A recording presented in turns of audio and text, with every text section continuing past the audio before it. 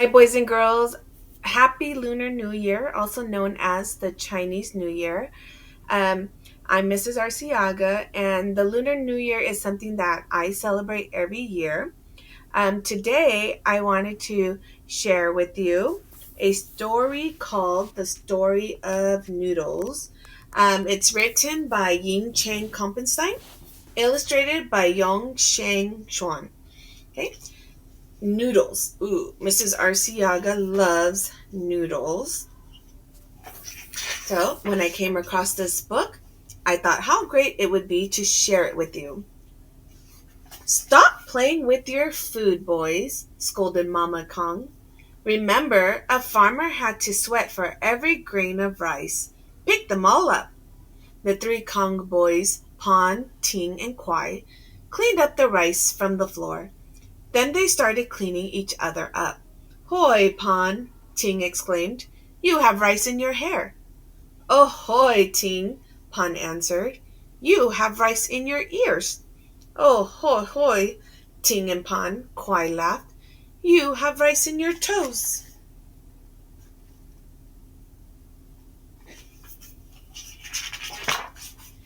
They were still picking up the last few grains when Mama called out, "Time to sleep, boys." Once they were in bed, Kwai said to his brothers, "It takes so long to pick up all that rice. We have no time to play." "I wish we didn't eat rice every day," said Ting. "What else can we do?" asked Pon. "It's what everyone in China eats."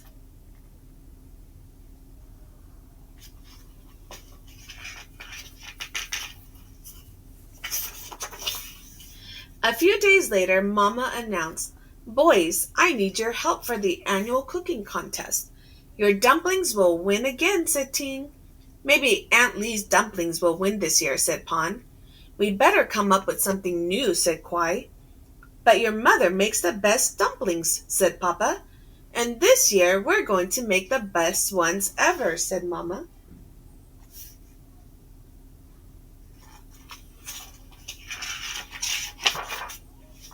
Early the next morning, Mama called out, "Boys, let's get ready for the contest.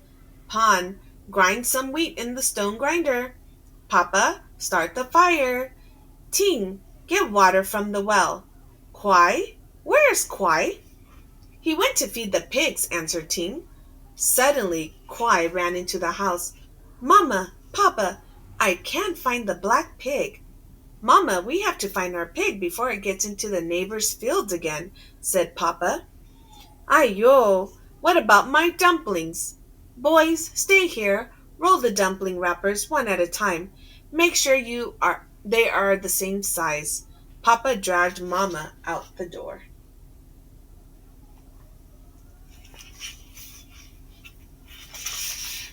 "Let's flatten the dough and then cut it with teacups," said Kwai. "That'll be less work. Mama doesn't do it that way." "But my way is easier," said Kwai. The boys lifted the top of the stone grinder and dropped it on the dough. Kwai jumped on top of the grinder and called out, "Come on, get on top. We need to flatten the dough." Ting and Pon climbed up.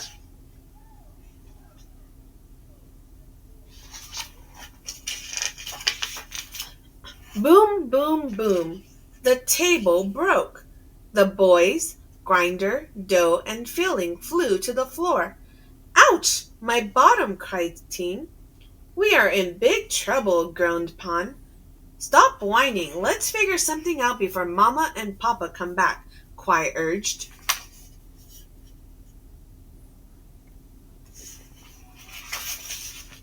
When Mama and Papa returned with the pig, they were surprised by what they saw. "Aiyo, what happened to my dumplings? And my table?" Mama cried. All the dough was cut into long strips. Some were lying on the broken table. Some were stuck on the wall and furniture, while others were still cooking in the boiling water. The boys gathered around, eating and slurping. "What have you done?" asked Papa.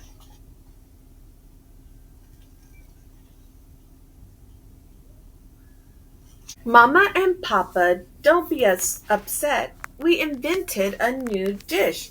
Let me show you how to eat it." Pon rolled the cooked strips around the tip of his chopsticks and stuffed them into his mouth. This is called eating a drumstick.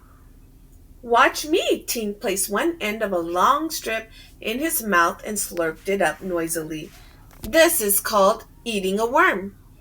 But I know the best way. Kwai stuffed the long strips into his mouth and bit them off with his teeth. This is called cutting the grass. Papa tried hard not to laugh, but Mama wasn't laughing. Now we have no time to make more dumplings, and you broke my table too. Kwai chimed in. We can bring our strips to the contest. Yes, yes, cheered Ting and Pon. We don't have much time left, warned Papa. Mama sighed and nodded.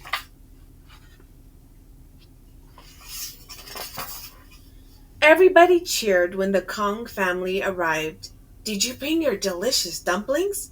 Sorry, we didn't make dumplings this year, Mama said sadly.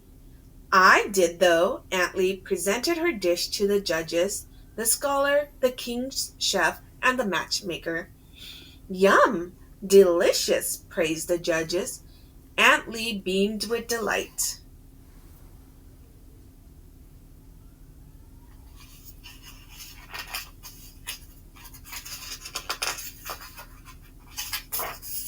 Finally, the scholar called for the Kong family. The villagers crowded around as Mama uncovered her dish. What's this? Asked the chef. You invented it. You tell the judges, Mama said to Kwai. These strips are made from dumpling dough, said Kwai. How do you eat them? Asked the matchmaker. Each boy quickly grabbed his chopsticks. This is called eating a drumstick. Pon wound the strips around his chopstick and stuffed them into his mouth. This is called eating a worm. Ting slurped one up noisily. This is called cutting the grass. Kwai bit off the strips with his teeth. All the children pushed closer. Me, let me try it.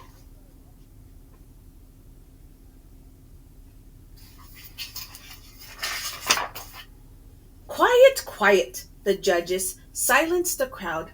Why did you invent a new dish? Asked the chef. We wanted a food that's easier to clean up after food fights, said Kwai. The scholar tried eating a drumstick. The chef tried eating a worm. The matchmaker tried cutting the grass.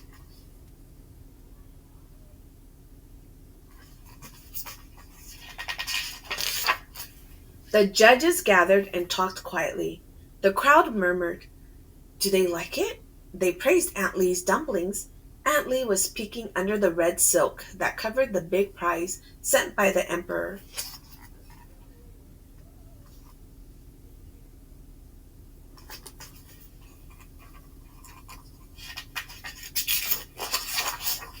A long time seemed to pass.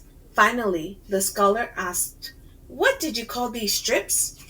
Since they are made of flour, we call them mian tiao, flour strips, Kwai said proudly. The matchmaker proclaimed, The Kong family's mian tiao are new, delicious, and simple to make. Aunt Lee's dumplings are delicious, but the emperor has already eaten many kinds of dumplings. The chef revealed the prize. The emperor sent his best cooking table for the winner, the Kong family.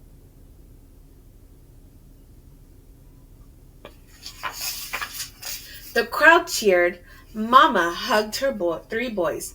Papa bowed to the judges and the crowd. Thank you. Children gathered around the bowl of mian tao and tried eating a drumstick, eating a worm, and cutting the grass. Before long, people were eating flour strips in every part of China. From there, they spread to other countries, including America, where they are called noodles. As for the Kong family, sometimes they ate rice, other times they ate noodles. When the boys ate rice, they no longer threw it at one another, but when they ate noodles, boom. Hope you enjoyed the book as much as I did. Right now, I want to teach you how to use chopsticks. You will get a pair of chopsticks like this, and what you'll do is take the sticks out of the sleeve. If you notice when you pull it out, one end of it is a little bit more pointier than the other. And so the pointier side is the side that you will use for the food. Take one of the sticks and you're going to place it right on top of um, your pointer finger here. Then the other end of it, you're going to put it in between your middle finger and your ring finger. Then you'll take the other one and next, maybe about half an inch away from the other stick, you want to also set it on the side of your pointer finger here, and then place the other end in between your middle finger and your pointer finger. So it looks like this. Your middle finger is in between the two sticks. And the trick to this is the bottom stick doesn't move, it's your support. So when you go to get food, only the top stick moves, and then you go in to grab your food. So the bottom stick is the support. Um, I happen to have some noodles here. And so when I put my chopsticks in here, if you want to eat it like a drumstick, like Pon did, you can take your chopstick in and roll the noodle in here and then pick it up and eat it. Or if you want to slurp it like a worm, just like Ting did, you can grab one and slurp it up. Or if you want to cut the grass like Kwai did, you can grab a bunch of it and bite it. Okay, so I want you to try using your chopsticks. If you can, send a picture or even a video of you using it to your teacher so then they can share it with me. So in my language, in Mien, Happy New Year is Ahe Siang Hyang, but you mostly hear it in Cantonese, which is Gong Hei Fat Choi. Either way, it means the same thing. All right, boys and girls, thank you so much. Have a great day.